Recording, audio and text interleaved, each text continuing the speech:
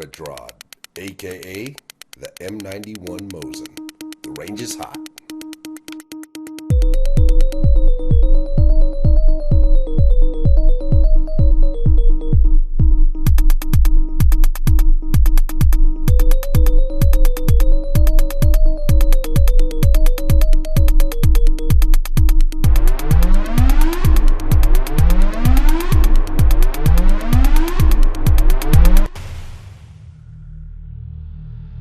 The Beats' Bums are back, and this week we've got a World War I, World War II icon.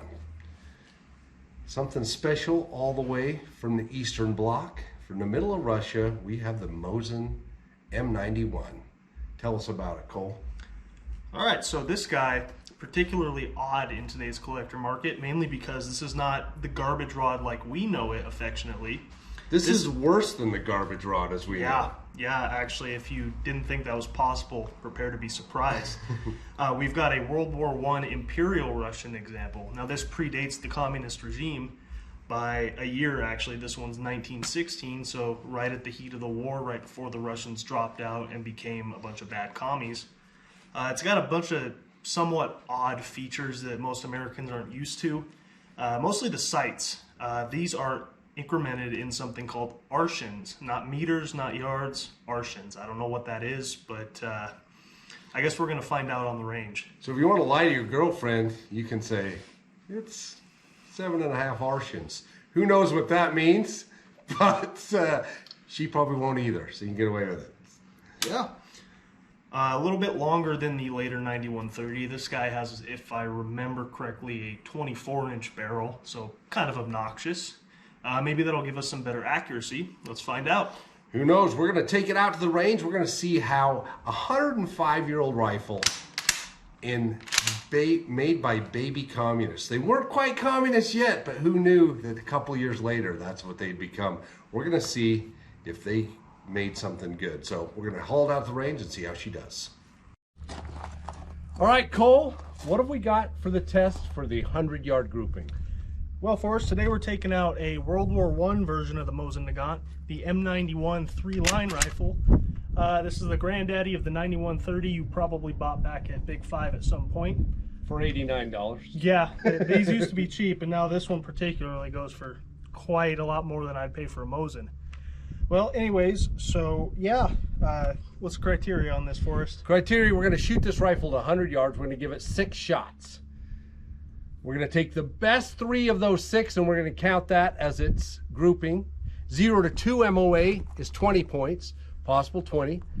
2 to 4 MOA is 15 points. 4 to 6 MOA is 10 points. And 6 to 8 MOA is 5 points. Anything above 8 MOA for the 3 best shots is a 0. So we're going to fire it up with the M91. Cole's going to run it down range. We're going to see what we get.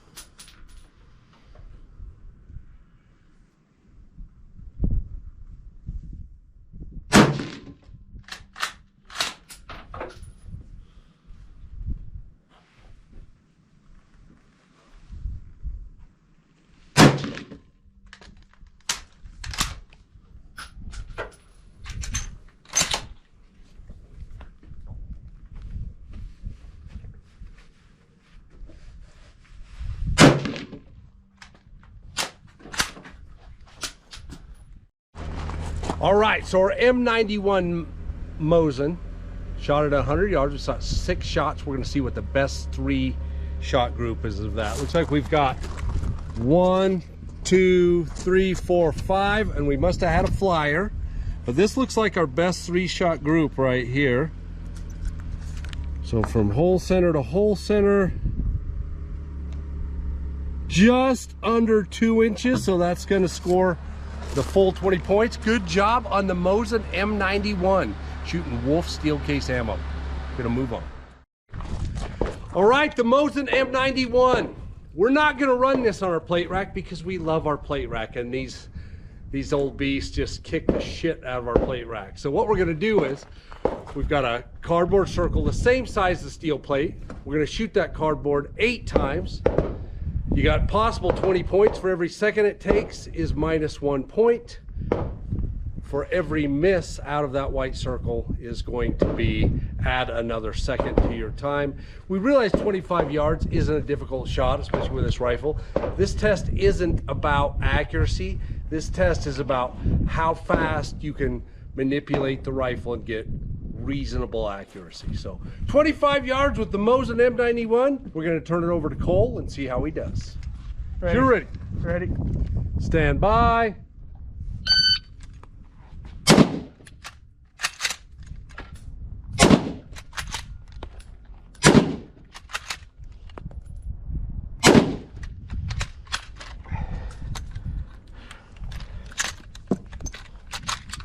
Come on.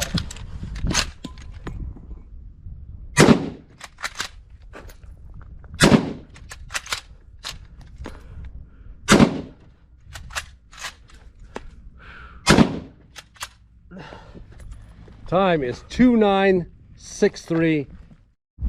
The Mosin M91 25-yard test. Like I said, this is not about accuracy. It's about reasonable accuracy, about how fast you can run the gun.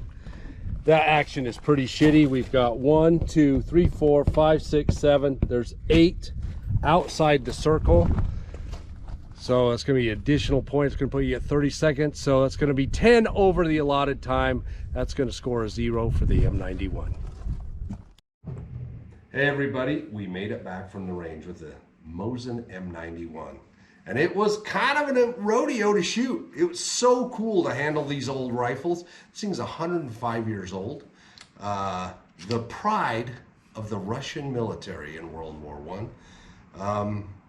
But let's get right to the scores. So as you know, we test every gun gets a score, and then it goes on our list of where it ranks amongst the world's greatest guns. So the M91, it kind of struggled in a couple areas. Cole shot it on the plate rack. Let's talk about his experience. So yeah, you can see it in the video for yourself. I was having quite a hard time getting the plate rack run in a reasonable amount of time. I've been shooting milsurps my whole life. Mosins are not unfamiliar to me, and this thing is a bear to run when you've got a timer, other people watching you. It stresses you out. Big problem with it, stripper clips. You can see me fumbling, dropping rounds. It's a mess. Now, you know, I know some of you guys are gonna say, oh no, my Mosin's smooth as butter, that thing's a work of art. A lot of guys that say that typically don't back it up, but you know, my experience on video kind of proves otherwise. So, you know, because of that, I was having a hard time with it, I'll be honest. And we have to mention that as far as milsurps go, this is a really fine example of one of these. This isn't one that's all beat up, that's barely functioning. This is a really clean, nice one of these. But it was tough to shoot. So on our plate rack test, you have 25 seconds. For every second it takes to shoot the plate rack, you lose a point. It took us 29.31 seconds to shoot the plate rack, which gave it a 0 score. The rifle itself tended to be pretty accurate. It was just actually functioning the action and reloading the rifle that took so much time. But that was our plate rack test. We got a 0 on the plate rack. Next, we move to the MOA test. So how do we score this? Well, we shoot the rifle 6 times at 100 yards. We take the best 3 shots of those 6, and for its MOA, it gets points. So 0 to 2 MOA gets 20 points. 2 to 4 MOA gets 15 points. 4 to 6 MOA gets 10 points. And 6 to 8 MOA gets 5 points. And anything over 8 MOA gets a 0. Well, this rifle, like we said, slow fire from a bench, proved to be pretty accurate. It shot exactly a 2-inch group at 100 meters. And it was fun to shoot that way. I mean, these rifles don't have a ton of recoil, but it was a lot of fun to shoot. So we gave it 20 points on the plate rack test. So it's on the board. It's on the board in a big way. Next cool factor. Cole? Well, I might be a little biased, but American collector. Mosins are just cool to us, Everybody has those memories of, the $75, what was it, Big Five ads where you get your very first garbage rod, 18 years old working your summer job. And it was no different for me. I kind of fell into that trap. I get to brag a little and saying that mine's a, collectible hex receiver Mosin. So as far as cool, I'm super into it. Yeah. Cole's in the tank for the Mosin. He gave it a 10. By the time we had some reasonable minds come to the table. Yeah, when I wasn't talking on my ass. The cool factor ended up being a 6 once cooler heads prevailed. So all the Beatsless Bums got together. We threw in. We've got a couple of Eastern European slanted dudes in our group, and they scored it high. The rest of us gave actual numbers, which gave the cool factor a 6. So 0 on the plate rack, 20 on the MOA, 6 for the cool factor. Next is impact. This rifle was developed in 1891. What was its impact? I would say it had a pretty large impact considering it served Imperial Russia through World War I, then the Communists once the Imperials were overthrown. It saw use in the exact same mechanical design through World War II, into Korea, the Vietnam War. The Chinese made them in the 50s and 60s. So for a rifle design and action, it's got a pretty long service life, all things considered. And, I am still biased, admittedly, but I put it up there around 8 or 9 for impact. And I think that we all agree that this rifle was a long time. Here at Washington Street Pawn, we see all kinds of guns. And I actually had an older gentleman bring in a carbine version of this rifle that he brought back from Vietnam. He took it off an enemy combatant in Vietnam. So the Vietnamese were still using these rifles in the Vietnam War. And I know I've heard guys coming back from Afghanistan who in weapon stashes have found these old Mosins. So they're still out there rattling around. So impact on this rifle, it scored really high. It got an 8. Next is reliability. And it was a dark day for reliability. This rifle is a pain in the ass to run. You can watch the video. The round stick in the chamber, the stripper clips are complete garbage. They're useless. You'd be better off with a bunch of loose rounds in your pocket, single loading them. We really fought this gun. When we did get it loaded, it went bang every time. However, getting this thing to load and getting the spent cartridge to extract from the chamber is a pain in the butt. So for reliability, sorry Cole, we gave it a 3. Next comes down to weight. So this rifle really isn't that heavy. For a 24-inch barrel, full wooden stock rifle, it's not bad. We threw it on the scale. This example came in at 8.3 pounds, which gave it a possible 15 points. You lose a point for every pound, which left it with 6.7 points for weight. And if we want to compare that to the Lee Enfield we tested a couple weeks ago, it was right at 10 pounds. It was 9.97 pounds. So, if you had to hump this thing around, it's a full 1.5 pounds lighter than the Lee Enfield. Although the Lee Enfield was quite a bit more reliable and quite a bit quicker to load and to function. That. Next is lethality.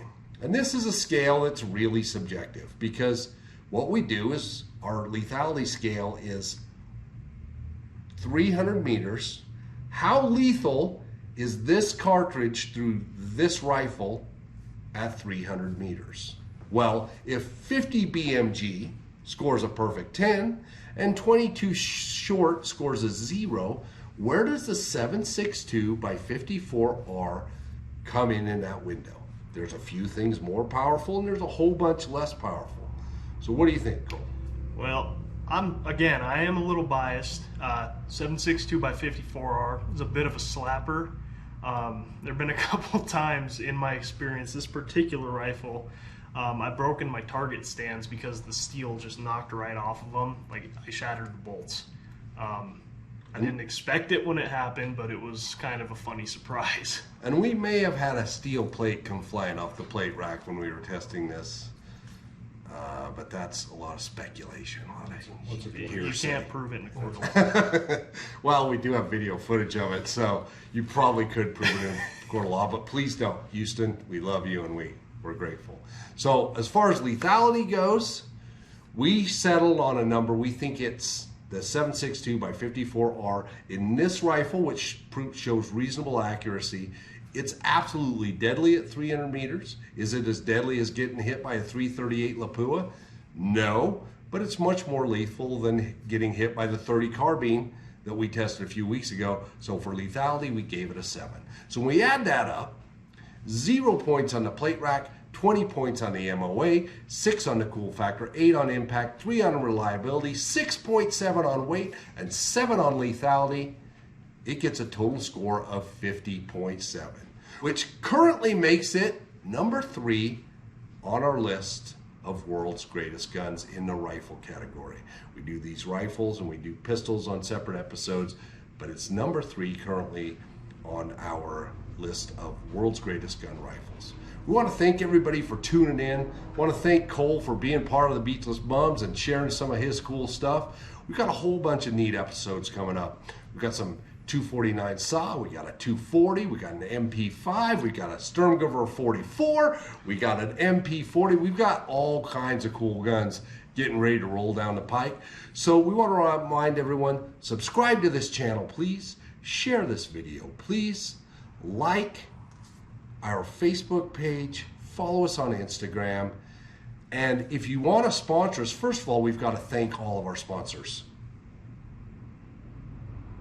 Man, that sounded like dead silence. We don't have any sponsors, but imagine if you sponsored us. The other 7 people watching this video right now might buy something from you. I want to thank all those serving in our military, all those serving us in the police throughout the country. We recognize your sacrifices, we recognize your service, and we are grateful for you. If it was up to us, we'd never defund a dime from you. Again, we thank you, we appreciate you. Want to remind you, jump on our Facebook page under Beachless Bums. Our Instagram page is the same.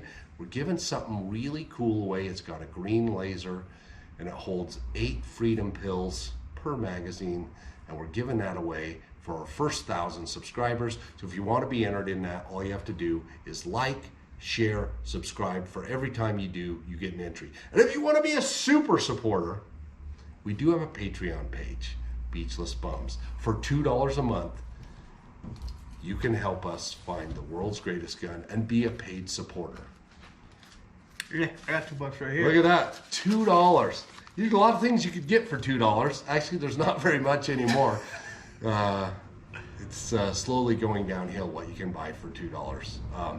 But you could buy your support of the Beachless Bums and help us on our quest to find the world's greatest gun. Thank you. We appreciate you. Have a great day.